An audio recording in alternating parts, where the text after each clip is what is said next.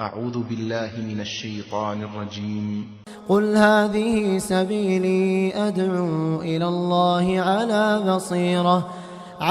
بصيرة أنا ومن اتبعني وسبحان الله وما أنا من المشركين. شهر رمضان الذي أنزل فيه القرآن هدى للناس وبينات من الهدى والفرقان. السلام علیکم ورحمۃ اللہ وبرکاتہ. بسم اللہ الرحمن الرحیم. الحمد للہ رب العالمین والصلاة والسلام علی اشرف الانبیاء والمرسلین وعلی من تبعهم بإحسان الى یوم الدین. فاعوذ باللہ من الشیطان الرجیم. بسم اللہ الرحمن الرحیم. وللمطلقات متاع بالمعروف حقا علی المتقین. محترم حاضرین، پچھلے درس میں ہم نے معلوم کیا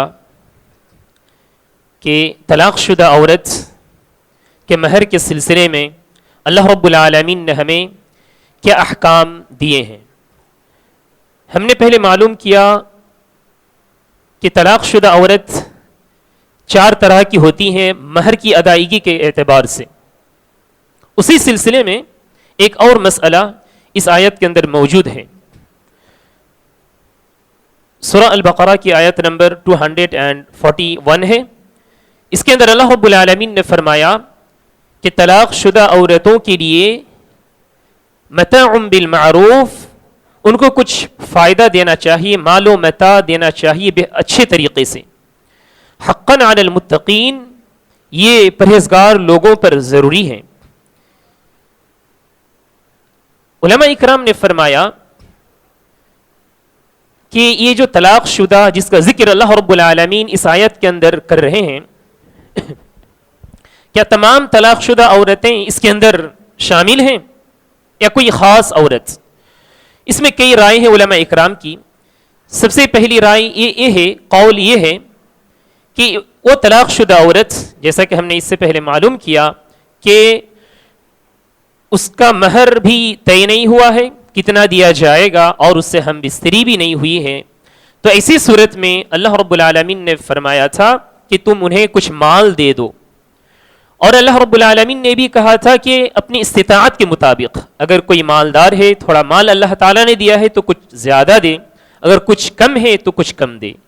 علماء اکرام نے فرمایا یہ آیت اس عورت کے لیے خاص ہے.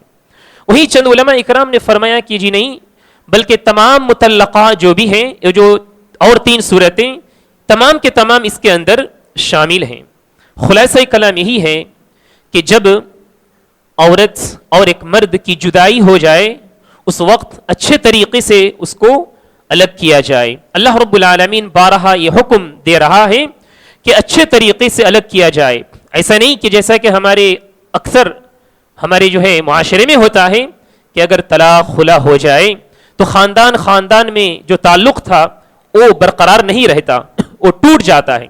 لیکن اللہ رب العالمین یہ فرما رہے ہیں کہ اچھے طریقے سے تم اگر جدائی بھی کرنی ہے تو اچھے طریقے سے کرو، بغض، کینہ، کپٹ، عداوت، جھگڑے سے نہیں، بلکہ اچھے طریقے سے. یہ اس آیت کے سلسلے میں یہ بات تھی. اب آئیے اس کے بعد آیت نمبر 264 کے اندر اللہ رب العالمین نے کچھ اور مسائل کے بارے میں فرمایا ہے. یا ایھا الذین آمنوا لا تبطلوا صدقاتکم بالمن والاذی، کہ اے ایمان والو تم اپنے صدقات و خیرات کو احسان کر کے اور دوسرے کو تکلیف دے کر برباد مت کرو. اس آیت سے پہلے اللہ تعالیٰ نے صدقہ اور خیرات کرنے کے بارے میں فرمایا ہے. اس کے بعد کہا کہ تم اپنے صدقہ و خیرات کی حفاظت کرنا، ایسا نہ ہو کہ یہ نیکی کا کام برباد ہو جائے. یہ نیکی کا کام کیسے برباد ہوگا؟ سب سے پہلے جیسا کہ اللہ تعالیٰ نے فرمایا المن، کہ احسان جتانے سے. احسان کیسے جتاتا ہے آدمی؟ کسی کے اوپر اچھائی کر کے وہ لوگوں کے سامنے بولتا پھرتا ہے کہ میں فلاں آدمی کے ساتھ یہ بھلا کام کیا ہے، میں نے فلاں آدمی کو یہ چیز دی ہے، اس طرح سے لوگوں کے سامنے وہ بولتا ہے اور اس کی وجہ سے اس آدمی کو تکلیف ہوتی ہے. تکلیف کی اور بھی صورتیں ہو سکتی ہیں. یعنی صدقہ خیرات کرنے والا، بھلائی کرنے والا کوئی ایسا کام نہ کرے جس کی وجہ سے جس آدمی پر احسان کیا گیا ہے اس کو کوئی تکلیف پہنچے. یہ پہلی صورت تھی. بالمن والادا، جی ہاں، اور احسان جتلانا یعنی کہ بات بات پر اس کو یہ کہنا کہ میں نے تمہارے ساتھ ایسا کیا تھا ویسا کیا تھا، جس کو احسان جتلانا کہتے ہیں. تو اللہ تعالیٰ نے فرمایا کہ لوگوں ایسا نہ کرنا. تو پتہ چلا کہ اگر کوئی آدمی ایسا کرتا ہے، احسان جتاتا ہے، تو اس کی جو نیکی تھی صدقہ و خیرات کر کے وہ نیکی باقی نہیں رہتی بلکہ ختم ہو جاتی ہے.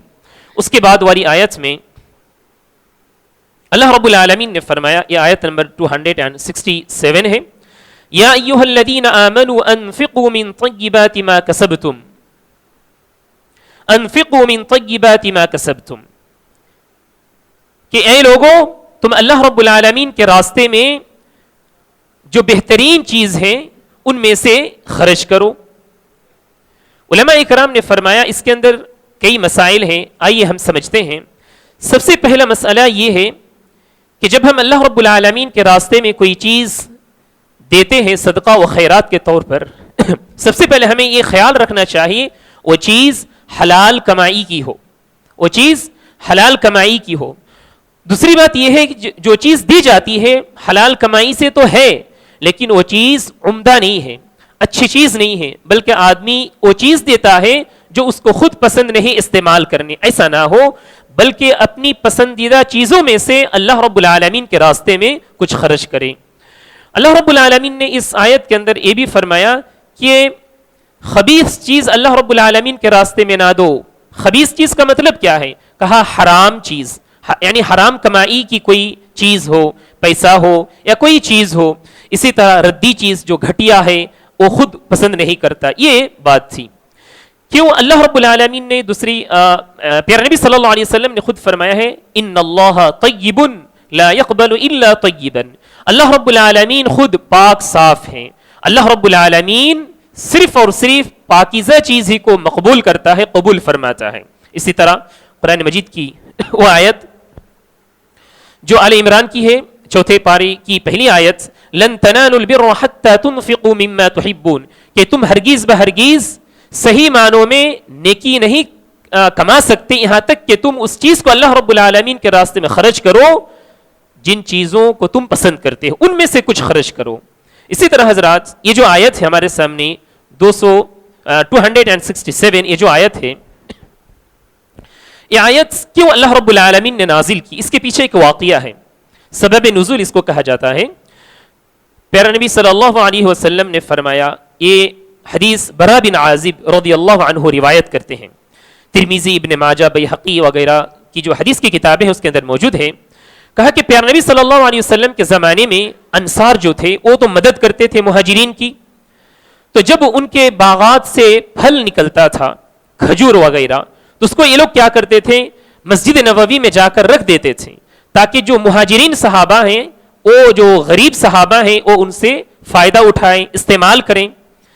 لیکن کبھی کبھار ایسا ہوتا تھا وہ جو عمدہ پھل ہیں، عمدہ کھجور ہیں، اس کے ساتھ ساتھ کچھ ایسے کھجور بھی رکھ دیتے تھے جو گھٹیا قسم کے کھجور ہوتے تھے. تو اللہ رب العالمین نے یہ آیت نازل کی کہ لوگوں تم ایسی چیز اللہ رب العالمین کے راستے میں خرچ کرنا جو تم خود اپنے لیے پسند کرتے ہو، ایسی چیز نہ خرچ کرنا جو تم خود اپنے لیے پسند نہ کرتے ہو. اسی طرح حضرات اس آیت سے ایک بات اور بھی معلوم ہوتی ہے کہ کیا یہ حکم، یہ جو صدقہ و خیرات کا حکم یہاں دیا جا رہا ہے کہ اچھی چیز خرچ کی جائے، کیا یہ صدقہ یعنی فرض ہے؟ فرض صدقہ کے بارے میں اللہ رب العالمین یہ حکم دے رہا ہے یا نفل صدقے کے بارے میں؟ علماء اکرام نے فرمایا، خلاصہ کلام کے طور پر میں پیش کر رہا ہوں کہ یہ جو حکم ہے یہ تمام صدقات و خیرات سے متعلق ہے، چاہے وہ فرض زکوٰۃ سے متعلق ہو یا نفل زکوٰۃ یا صدقات سے متعلق ہو. آدمی کو چاہیے وہ بہترین چیز اللہ رب العالمین کے راستے میں خرچ کرے.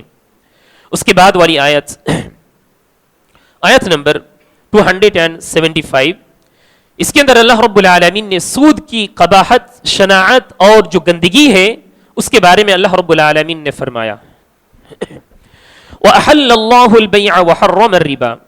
شروع کی آیت ہے الَّذِينَ يَأْكُلُونَ الرِّبَا لَا يَقُومُونَ إِلَّا كَمَا يَقُومُ الَّذِي يَتَخَبَّطُهُ الشَّيْطَانُ مِنَ الْمَسِّ ذَلِكَ بِأَنَّهُمْ قَالُوا إِنَّمَا الْبَيْعُ مِثْلُ الرِّبَا وَأَحَلَّ اللَّهُ الْبَيْعَ وَحَرَّمَ الرِّبَا فمن جاءه موعظة من ربه فانتهى فله ما سلف وأمره إلى الله ومن عاد فأولئك أصحاب النار. سب سے پہلے اللہ تعالیٰ نے فرمایا کہ جو لوگ سود کھاتے ہیں، سودی کاروبار کرتے ہیں، لین دین کرتے ہیں، خصوصاً وہ آدمی جو سود کھاتا ہے، کل قیامت کے روز جب اس کو اٹھایا جائے گا سبحان اللہ، وہ آدمی اس کی حالت ایسی ہوگی گویا کہ اس آدمی کو شیطان نے چھو لیا ہے. شیطان نے چھو لیا اس کا مطلب کیا ہے؟ شیطان کا اثر اس کے اوپر پڑ گیا ہے اور وہ ایسی حرکتیں کرے گا جیسا کہ کوئی پاگل ہے. سبحان اللہ. یہ اللہ رب العالمین نے آخرت کی سزا کے طور پر فرمایا جو آدمی سودی کاروبار کرتا ہے. اور یہ لوگ صرف سودی کاروبار کرتے بھی نہیں تھے بلکہ یہ کہتے تھے اپنی زبان سے کہ یہ تو تجارت کی طرح ہی ہے، یہ سودی کاروبار یہ تو تجارت ہی کی طرح ہے جیسا کہ ہم تجارت میں کرتے ہیں. اس کے بعد اللہ تعالیٰ نے فرمایا کہ وَأَحَلَّ اللَّهُ الْبَيْعَ وَحَرَّمَ الرِّبَا. اللہ تعالیٰ نے حلال کر دیا ہے تجارت کو، خرید و فروخت کو حلال کیا ہے، لیکن ربا، سود کو، سودی کاروبار کو اللہ رب العالمین نے حرام قرار دیا ہے. محترم حاضرین، سود کس کو کہا جاتا ہے، ربا کس کو کہا جاتا ہے، ہم سب جانتے ہیں. جو عربی کا یہ لفظ ہے ربا، اس کا مطلب ہے بڑھنا. آدمی جب کوئی پیسہ کسی کو قرض کے طور پر دیتا ہے، وہ چاہتا ہے کہ اس سے کچھ زیادہ ملے تو اس میں بڑھوتری کا وہ فائدہ ہوتا ہے اس کو، لیکن یہ حرام ہے. اس سود کی کئی قسمیں ہیں، بہت ساری اس کی شکلیں ہیں. جب بھی انسان کو یہ پتا چل جائے کہ اس کے اندر سود ہے، سود کی کوئی بو ہے، تو آدمی کو چاہے کہ اس سے ہٹ جائے، اس سے اجتناب کرے، دور رہے. مطلب حاضرین، پیارے نبی صلی اللہ علیہ وسلم نے ایسے آدمی کے سلسلے میں حدیث کے اندر بہت ہی بری چیزیں اللہ پیارے نبی صلی اللہ علیہ وسلم نے بتلائی ہے جو آدمی خود بولنے سے بھی شرماتا ہے.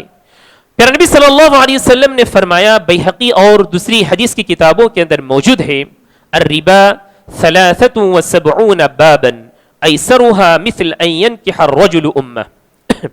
کہ سود جو ہے 73 درجے ہیں، اس کے 73 درجے ہیں قباحت کی، برائی کی، لیکن سب سے ادنا درجہ یہ ہے کہ آدمی اپنی والدہ کے ساتھ، اپنی ماں کے ساتھ زنا کرے، نعوذ باللہ. تو آدمی کو چاہیے کہ یہ جو سود ہے اس سے اپنے آپ کو دور رکھے، اپنے جو پڑوس ہیں، جو بھائی رشتہ دار ہیں، ان تمام کو ڈرائیں کہ سود جو ہے اتنا اس کی سنگین یہ جرم ہے. اس کے بعد آئیے حضرات، سود کے سلسلے میں اللہ تعالیٰ نے اس کے بعد والی آیت میں فرمایا، آیت نمبر 279، فَإِن لَمْ تَفْعَلُوا وَإِن تُبْتُمْ فَلَكُمْ رُؤُوسُ أَمْوَالِكُمْ وَإِن تُبْتُمْ فَلَكُمْ رُؤُوسُ أَمْوَالِكُمْ. کہ اللہ رب العالمین نے فرمایا کہ آدمی کو جب پتہ چل جائے، ظاہر ہو جائے کہ یہ سود کی چیز ہے، تو آدمی کو چاہیے جو رأس المال ہے، کیپٹل ہے، صرف اسی کو حاصل کر لے، اور جو سود کے پیسے ہیں، سود کے مال ہیں، اس کو آدمی کو چاہیے چھوڑ دے. اللہ رب العالمین نے اسی آیت کے اندر یہ بھی فرمایا ہے، اور سختی سے اللہ تعالیٰ نے فرمایا اگر کوئی آدمی جاننے کے باوجود چھوڑتا نہیں ہے تو کہا فَإِن لَمْ تَفْعَلُوا فَأْذَنُوا بِحَرْبٍ مِّنَ اللَّهِ وَرَسُولِهِ. اگر تم جاننے کے باوجود چھوڑتے نہیں ہو تو پیارے نبی صلی اللہ علیہ وسلم کے ذریعے اللہ رب العالمین کہہ رہا ہے کہ آپ کہہ دیجئے لوگوں سے کہ اللہ اور اس کے رسول کے ساتھ لڑائی کے لیے تیار رہے، اللہ اور اس کے رسول کے ساتھ لڑائی کے لیے تیار رہے. کچھ علماء اکرام نے ایسا بھی فرمایا ہے کہ جب اسلامک کنٹری ہو اور کوئی حاکم ہو ایسا کوئی کر رہا ہے تو اس کو چاہیے کہ اس حاکم کو چاہیے کہ اس آدمی کو پکڑے اور زبردستی اس سے توبہ کروائے. اگر توبہ نہ کرے تو اس کو سزا کے طور پر اس کی گردن اڑا دی جائے. کیوں؟ اس آدمی نے اللہ اور اس کے رسول سے لڑائی کے لیے تیار ہو گیا ہے. اس کے بعد آئیے آیت نمبر 280 کے اندر اللہ تعالیٰ نے فرمایا وَإِن كَانَ ذُو عُسْرَةٍ فَنَذِرَةٌ إِلَى مَيْسَرَةٍ وَأَن تَصَدَّقُوا خَيْرٌ لَكُمْ إِن كُنتُمْ تَعْلَمُونَ. جب اللہ تعالیٰ نے سود کے سلسلے میں فرمایا کہ اس چیز کو تمہیں چھوڑ دینا ہے، بند کر دینا ہے، سود کی طرف کیوں آدمی مائل ہوتا ہے؟ جب وہ دیکھتا ہے کہ مجھے کچھ ضرورت ہے, کوئی مجھے میری مدد کرنے والا نہیں ہے, تو آدمی مائل ہوتا ہے. اس کا حل اللہ رب العالمین نے فرمایا کہ جب تم قرض دیتے ہو تو قرض کے لیے ایک وقت مقرر ہوتا ہے. اس وقت مقررہ پر آدمی جب پہنچ جائے اور دینے کی استطاعت نہ رکھے تو آدمی کو چاہیے, قرض دینے والے کو چاہیے کہ کچھ چھوٹ دے, آسانی سے کام لے. فَنَظِرَةٌ إِلَىٰ مَيْسَرَةٍ, اور اس کی مدت بڑھا دے.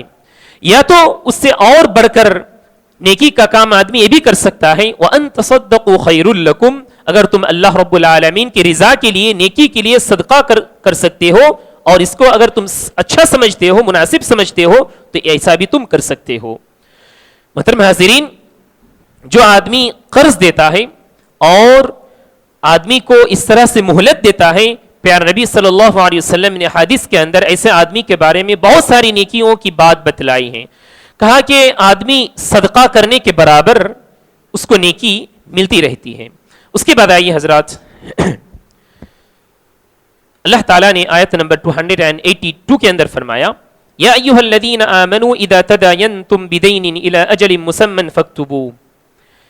یہ جو آیت ہے ایک قرآن مجید کی آیت نمبر 282 سب سے بڑی آیت ہے قرآن مجید کے اندر. اس آیت کا ایک نام بھی ہے. قرآن مجید کی کچھ آیتیں ہیں, ان کے کچھ خاص نام ہیں, جیسا کہ آیت الکرسی آپ جانتے ہیں. اس طرح سے اس آیت کا نام ہے آیت المداینہ یا تو پھر آیت الدین اس کو کہا جاتا ہے. یعنی اللہ رب العالمین نے اس آیت کے اندر قرض کے سلسلے میں کچھ احکامات, کچھ رولز کا ذکر کیا ہے. آئیے ہم سمجھتے ہیں. یہ بہت ہی لمبی آیت ہے, ایک مکمل 1 صفحہ یا 1.5 صفحہ کی یہ آیت ہے. اس آیت کے اندر اللہ تعالیٰ نے بہت سارے مسائل کا ذکر کیا ہے. ابن جریر طبری رحمہ اللہ نے سعید ابن مسیب رحمہ اللہ سے روایت کی ہے کہ یہ آیت عرش سے نازل ہوئی پیار نبی صلی اللہ علیہ وسلم پر. جو آیتیں نازل ہوئی تھی ان میں سے آخری آیت ہے. پیار نبی صلی اللہ علیہ وسلم پر سب سے آخر میں یہ آیت نازل ہوئی. علماء اکرام فرماتے ہیں, مفسرین فرماتے ہیں, اس کے بعد پیار نبی صلی اللہ علیہ وسلم کا انتقال ہو جاتا ہے.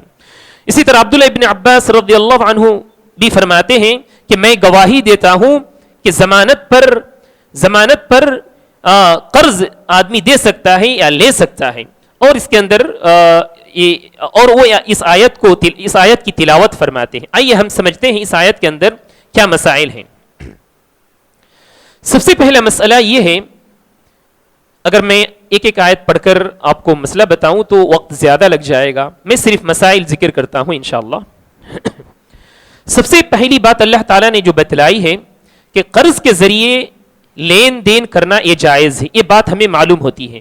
قرض کوئی کسی آدمی کو دیتا ہے, یعنی کوئی آدمی سمجھ لیجئے کہ ہول سیلر ہے, اس کے جو انڈر میں جو لوگ آتے ہیں تجارت کرنے کے لیے, اس کو قرض کے طور پر کچھ مال دے دیتا ہے.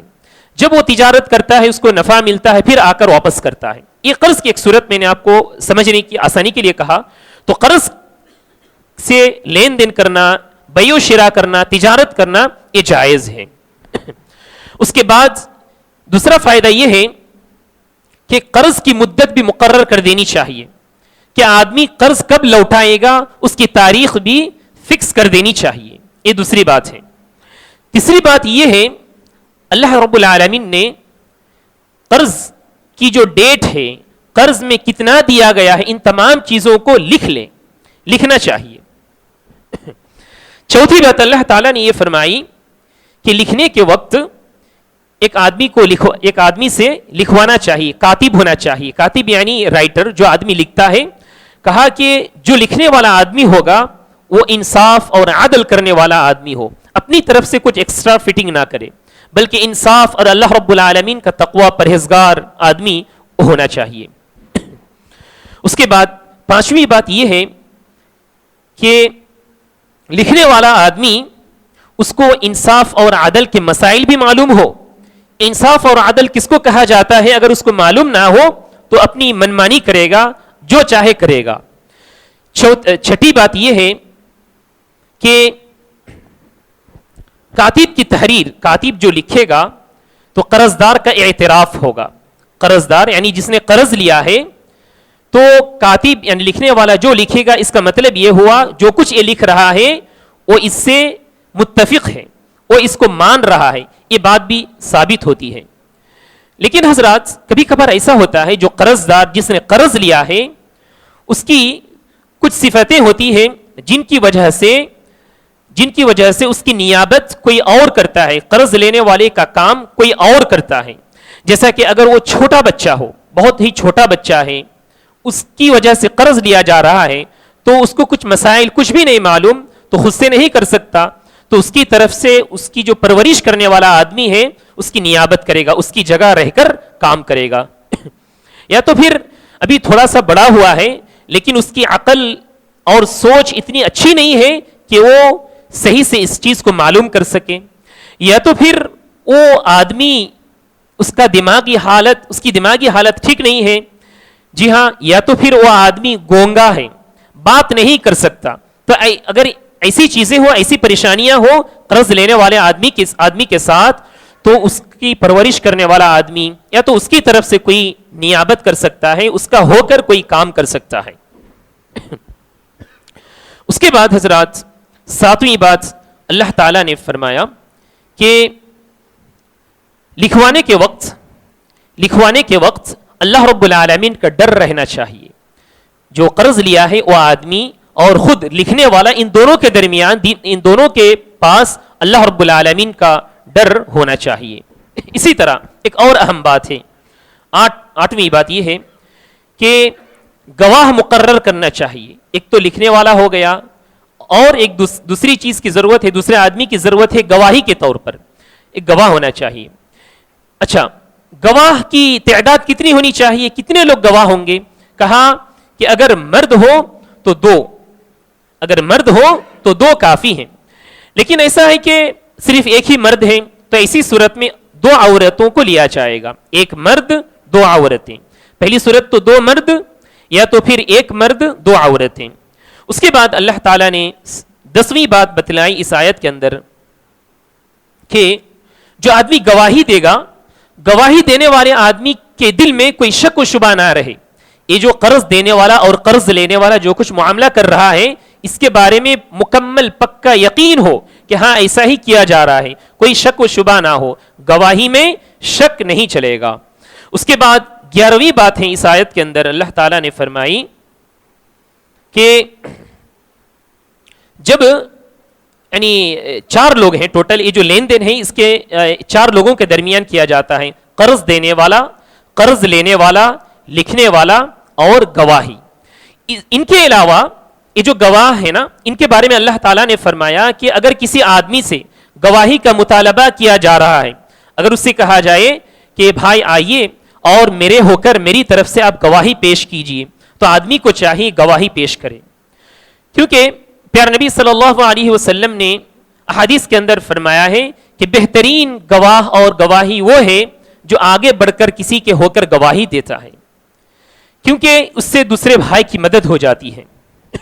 لیکن اسی جگہ ایک اور حدیث کے اندر پیارے نبی صلی اللہ علیہ وسلم نے یہ بھی فرمایا ہے کہ بدترین گواہی وہ ہے جو آدمی خود سے آگے بڑھ کر دیتا ہے۔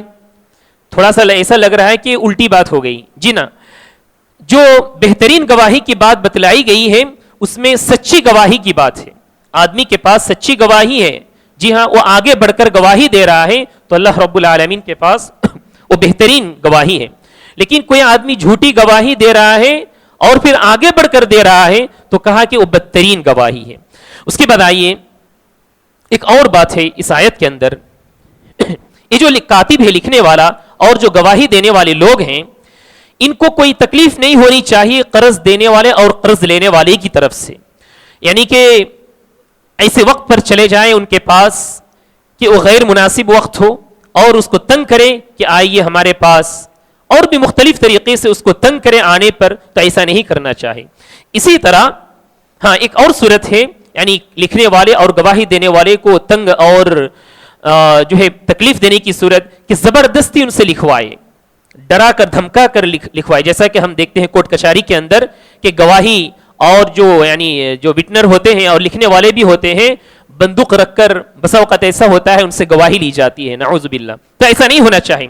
اسی طرح یہ جو قرض لینے والا اور قرض دینے والے یہ جو دونوں ہیں ان کو بھی کوئی تکلیف نہیں ہونی چاہیے کاتب اور شاہد کی طرف سے. اس کی بھی کئی صورتیں ہو سکتی ہیں کہ یہ لوگ بھی اپنے طور سے کہہ رہے ہیں کہ نہیں ہم ایسا ہی لکھیں گے, نہیں ہم اتنا ہی لکھیں گے, ڈرا کر دھمکا کر. تو یہ تمام باتیں ہیں جو قرض جب آدمی دیتا ہے اور لیتا ہے تو ان تمام باتوں کا خیال رکھنا چاہیے. اس کے بعد اور ایک دو مسائل ہیں, یہ ہم سمجھ کر انشاءاللہ ختم کریں گے. یہ آخری مسئلہ ہے, اس کے بعد انشاءاللہ سورہ بقرہ ختم ہو رہی ہے, سورہ آل عمران میں ہم داخل ہوں گے.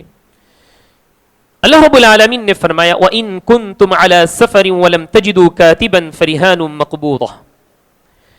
اللہ تعالیٰ نے اس آیت کے اندر ایسے آدمی کے بارے میں کہہ رہا ہے, وہ بھی قرض لینے اور دینے کے سلسلے میں ہے, کہ آدمی سفر کی حالت میں ہے, لیکن سفر کی حالت میں وہ قرض لے کر کوئی چیز لینا چاہتا ہے, تجارت کرنا چاہتا ہے سفر کی حالت میں, لیکن اس کے پاس کوئی گواہ بھی نہیں ہے اور لکھنے والا بھی نہیں ہے. تو ایسی صورت میں آدمی کیا کرے گا؟ تو کہا کہ رہن کے طور پر کوئی چیز قرض دینے والے کے پاس رکھے گا. رہن ہم جانتے ہیں کہ جب قرض لیا جاتا ہے تو کوئی قیمتی چیز اس کے پاس رکھی جاتی ہے ضمانت کے طور پر, تاکہ قرض دینے والے کو کوئی پریشانی نہ ہو, وہ اطمینان کے ساتھ رہے, اور جب قرض واپس کر دے تو وہ چیز واپس کر دی جاتی ہے. تو اللہ تعالیٰ نے یہ مسئلہ ذکر کیا ہے. علماء اکرام نے اس سے کچھ فوائد استنباط کیے ہیں. سب سے پہلا فائدہ تو یہ ہے کہ رہن کو رکھ کر حقوق کی حفاظت ہوتی ہے. حقوق کی حفاظت ہوتی ہے. حقوق کا مطلب کیا ہے؟ یہ جس آدمی نے قرض دیا ہے اس کا حق ہے قرض لینے والے کے اوپر. تو اگر رہن رکھ دیا جائے تو اس کو ڈر نہیں رہتا ہے کہ میرا قرض لوٹایا جائے گا, یعنی اس کی حفاظت ہوتی ہے. دوسری بات یہ ہے کہ ایسی صورت میں جھگڑے کے دروازے بند ہوتے ہیں, جھگڑے فساد کم ہوتے ہیں اس طرح سے. تیسری بات علماء اکرام نے فرمایا کہ یہ جو رہن ہے صاحب حق کے قبضے میں ہوگا, یعنی قرض جو دے گا اس آدمی کے پاس ہی ہوگا, کسی اور کے پاس نہیں. یہ جو رہن کے طور پر مال یا کوئی چیز قیمتی چیز دی جائے گی قرض دینے والے کے پاس ہی رہے گی. اس کے بعد چوتھی بات یہ ہے کہ اگر ان دونوں کے درمیان کچھ اختلاف ہو جائے, جی ہاں, تو ایسی صورت میں کس کی بات مانی جائے گی؟ تو کہا کہ ایسی صورت میں قرض دینے والے کی بات مانی جائے گی. کیوں؟ اس کے پاس دلائل ہیں, اس کے پاس رہن ہے, اور جو دونوں کے درمیان ایگریمنٹ جو ہوئی تھی اس کی بھی دلیل اس کے پاس ہے. اس کے بعد محترم حاضرین, یہ میں نے پہلے بھی بتا دیا تھا, اس آیت کے اندر اللہ رب العالمین نے خصوصی طور پر فرمایا وَلَا تَكْتُمُوا الشَّهَادَةَ, لوگوں تم گواہی کو نہ چھپانا, تم گواہی کو نہ چھپانا. جیسا کہ میں نے تھوڑی دیر پہلے ذکر کیا کہ اگر آدمی کے پاس گواہی ہے, اس کی نظروں کے سامنے کچھ ہوا ہے, اور جو صاحب واقعہ ہے جس کے ساتھ کچھ معاملہ ہو گیا ہے وہ اس ضرورت میں ہے, اس پریشانی میں ہے, اس حاجت میں ہے کہ میرے ہو کر کوئی گواہی دے, تو آدمی کو چاہیے کہ گواہی پیش کرے. یہ کچھ مسائل تھے سورہ بقرہ کے اندر. آج سورہ بقرہ کے مسائل جو کچھ تھے ہم مکمل الحمدللہ کر چکے. آئندہ انشاءاللہ سورہ آل عمران میں داخل ہوں گے. اللہ رب العالمین سے دعا ہے کہ اللہ تعالی ہم تمام کو ہمارے علم اور عمل میں اضافہ فرمائے. آمین. وجزاکم اللہ خیرا. سبحانک اللہم بحمدک اشہد ان لا الہ الا انت استغفرک واتوب الیک. السلام علیکم ورحمۃ اللہ وبرکاتہ.